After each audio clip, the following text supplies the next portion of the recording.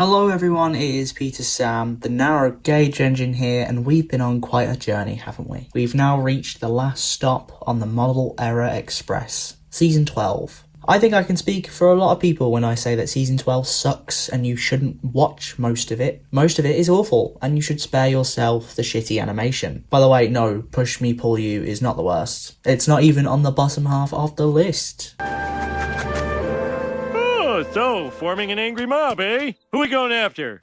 I have my reasons and we'll get into them shortly, but first we have to get through a few even worse episodes in my opinion. Let us begin with number 20, Henry Gets It Wrong. Okay, forget Henry's Forest, this episode broke all sorts of other railway regulations. Henry blocks the main line, like completely. That is the most outrageous thing here. I guarantee Audrey is haunting Abbey Grant. It just shows that some things are more painful than a shitty runaway. Okay, Peter Sam, that's only one aspect of the episode, and whilst yes, that is true, the rest of it is as plain as you can get. This is just a mix of Henry's season 8 and 9 episodes mixed together and bundled into a sour little package that nobody asked for. This episode is abysmal, and as the title suggests, got it wrong. Number 19, The Man in the Hills. Even the more eerie and mystical episodes got tainted. The problem with this episode is that it lacks any sort of backbone. Sandor gives a vague description of a man in all white who lives in the hills and nothing else about him. What use is that to the story? Trick question, it isn't any. This just leads into Thomas mistaking random civilians for said man, and then Thomas just messes up everything before everything is restored through the power of friendship, and Thomas goes to Mr. Percival's birthday. The biggest piss take is we don't even hear Sandor's story. This episode is lazy, insulting, and follows no sort of structure other than a 3 strikes rule. It just makes me ask, what was the point? How can people say Push Me Pull You is worse than this?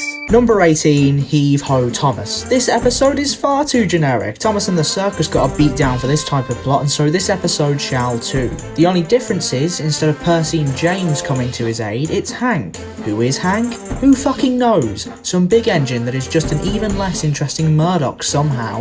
No offense to Murdoch fans out there, but Murdoch hasn't got much of a personality, so it's amazing how Hank managed to one-up that. Yeah, so I don't really care for this episode. Also, Angelus's American accent sucked.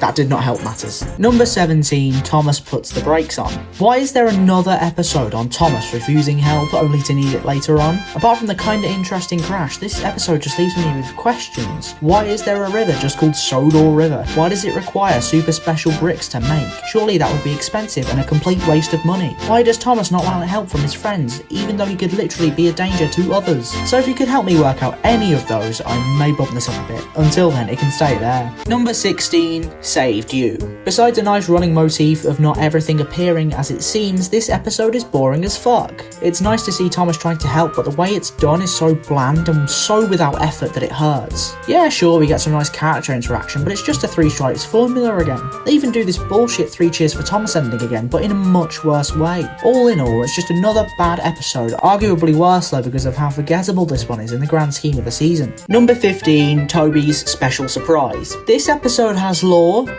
Kinda. It explains away the idea that Toby lived on Sodor before he was bought by the Fat Controller, but the story itself is just really dumb. Toby feels left out because he hasn't found something special before. Bro, you are in the majority with that. So this as a base plot makes fuck all sense. All they do with it anyway is just the 3 strikes thing, as they do with everything, so not really missing out on much. By the way, what do they do with that sign Toby finds? It's never ever seen again, and really does not have much significance. Wow, this is bad. Number 14, Mountain Marvel. Yes, I put a Peter Sam episode under Push Me Pull You. Why? Because again, it's shit. Well, it's not as bad as the ones before, obviously, but it is still pretty low quality. Peter Sam has no brains here. He blocks a shortcut that clearly nobody else has used before, so all he's doing is drawing attention to it. Why does he do this? Because he's a selfish, egotistical bastard. That's what this comes down to. This is not Peter Sam, just a weird clone. The only reason I put this one over Toby's Special Surprise is because it does its world building better. That's the only praise I have for this episode. Number 13, Tram Trouble. Flora is the most bland hit character since Molly, and you know it's true. To be honest, from here on out, all of these episodes are fine at best. This is another episode that I don't have much to talk about. It's just so basic. Thomas worries that Toby will feel bad because there's another tram on the island. Like, bro, I get Toby's bad, but he's not that bad. Even the so-called payoff at the end is piss poor, as the parade's kinda boring and we don't get to see much of it. Yeah, this is definitely such a mediocre episode. Number 12, the party surprise. I do like that Freddy is the main character in this episode. The writers really do seem to like giving him episodes over Mighty Mac or Rusty or Rheneas. Colin's fine, I guess, he's just sorta there and you do feel bad for the little guy, but he's just a narrow gauge cranky without the anger issues at the end of the day. That's the problem with these new characters, they're really just as bland as fuck and have no discernible personality traits. It's a nice story, but it really is just boring. Once again, this is down to the narration and the overall clear lack of effort with these episodes. With more passion, this probably could have been a good one. Number 11, Thomas and the Billboard. Thomas messes up 3 times and then there's a bit of consequence, but not to worry because everything is resolved nicely in the end. Yep. Diesel's here, that's interesting. I think the main problem with this episode is that we keep going back to Tinma's sheds time and time again just so Thomas can get in a pissing photo. Like, get over it bro, chill. We could just ask for it to be taken again with Diesel in. That obvious solution makes this episode such a waste. But yeah, there's nothing much to this episode at all, it's perfectly fine.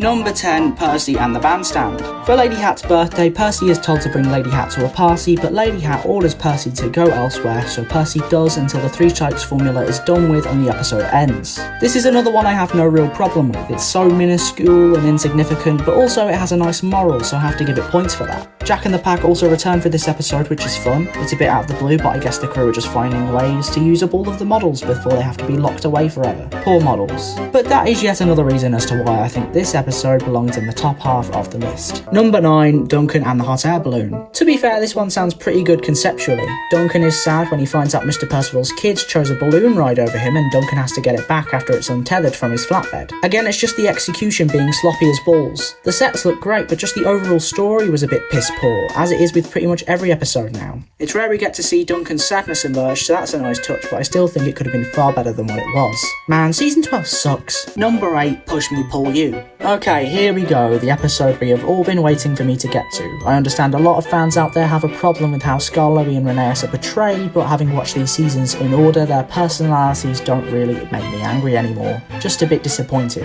Yes, this isn't Scarlowy, but at least it gave me something. It just gave me a little bit of excitement in that runaway. It's still a bad runaway, and I would have preferred if Scarlowy had just ploughed straight through everyone's trains, but it's better than the lore that ends up being of little to no significance like the Man in the Hills or Mountain Marvel. It's also better than those stupid party episodes, of which there have been several, because I was actually entertained, and that didn't happen often when I watched season 12. Don't get it twisted, I do not like Push Me Pull You, but I don't think it should be hated as much as it is considering what the rest of season 12 looks like. Number 7, Rosie's Funfair special. From here on out, these are episodes that I like. I love that Rosie gets her own episode, even if she does feel too similar to Emily, who is also in this episode. I feel like Rosie should have been more distinct to contrast her, but anyway, everyone knows that Stepney cameos in this episode, and if I didn't bring it up, then I get lynched. Yes, he appears. Again, this just feels like the crew using up the model since they never get to use him again, although Stepney's final scene is epic, with pink sugar flying all over him. Perhaps that's why he never came back. After that, he was just like, you know what?